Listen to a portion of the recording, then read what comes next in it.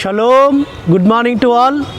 ప్రియులారా, ఆ పరమతని అనుదినము కూడా మనల్ని తన యొక్క శక్తితో, తన బలముతో, తన ఆత్మతో మనల్ని నింపి మనల్ని సజీవులకుల్లో ఉంచి ఆయన సన్నిధిలో ఆయన జీవాహారమైన వాక్యము చేత మనల్ని ఆత్మీయంగా బలపరుస్తున్నాడు కదా.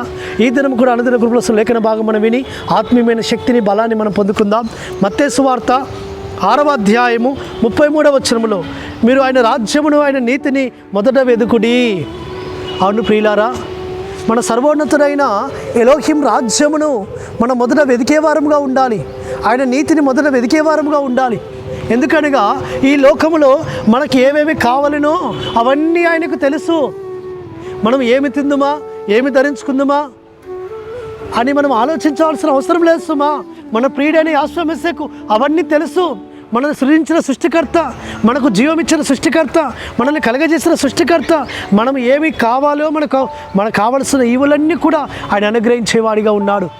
కాబట్టి ఏమి తిందుమా, ఏమి త్రాగుదామా, ఏమి ధరించుకుందామని అన్ని జనుల వల్ల ఆలోచించకూడదు. మనము రేపటి గురించి మనం చింతించాల్సిన అవసరం లేదు.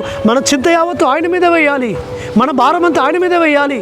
మనం మొట్టమొదటిగా ఆయనను కనపరచాలి, ఆయన రాజ్యాన్ని వెతకాలి. ఆయన నీతి రాజ్య స్థాపనలో మనం ఆయన పాత్రలుగా వాడబడాలి సుమా. అట్టి విధంగా ఆయన యొక్క నీతిని మనం వెతికితే ఆయన నీతి సంబంధమైన ఆశీర్వాదములతో మనం నింపుతాడు.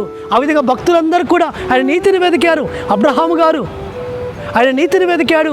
ఆ నీతికి వారసుడు అవుతూ వచ్చాడు, నీతిమంతుడిగా తీర్చబడుతూ వచ్చాడు. ఆయన ఈ లోకంలో ఎక్కడ నేను నివసిస్తానా అని, ఏమి ధరించుకుందునా, ఏమి తిందునా, ఏమి త్రాగుదామని ఆయన ఆలోచించలేదు. ఆయన నీతి రాజ్య స్థాపన కొరకు ఆయన అనేక చోట్లకు వెళుతూ వచ్చాడు. పరమతను ఏ చోటుకు వెళ్ళమంటే ఆ చోటుకు వెళుతూ వచ్చాడు. కాబట్టి అందుకే అబ్రహాము ఎలోహిమును నమ్మెను, అది అతనికి నీతిగా ఎంచబడెను. కాబట్టి ప్రియులారా, ఆ నీతిని ఆయన తెలుసుకున్నాడు, ఆ నీతిని అనుసరించాడు. ఆ నీతి రాజ్య స్థాపన కొరకు అబ్రహాం గారు ప్రయాసపడ్డారు. కాబట్టి ఆయన నీతిమంతుడు అని తీర్చబడుతూ వచ్చాడు. మనము కూడా అట్టి విధమైన నీతిమంతులముగా తీర్చబడి ఆయన నీతి రాజ్య స్థాపన కొరకు మనం ప్రయాసపడితే ఆ పరమతని మనల్ని కూడా ఆశీర్వదిస్తాడు, దీవిస్తాడు. కాబట్టి నీతి మార్గం అనుసరించినట్లు ఎవరు అనేకులు త్రిప్పుదురో వారు ఆకాశ మండలం జ్యోతిని పొలిన వారైందురు. కాబట్టి నీతి మార్గము అనుసరించినట్లుగా మనం అనేక త్రిప్పే సాధనగా వాడబడాలి. ఆ విధంగా ఆయన నీతిని వెతకాలి. ఆయన రాజ్యాన్ని మనం వెతికితే ఆ పరమతని మనకు అన్నీ అనుగ్రహిస్తాడు. అట్టి కృపా పరమతని మనకు అనుగ్రహించును గాక.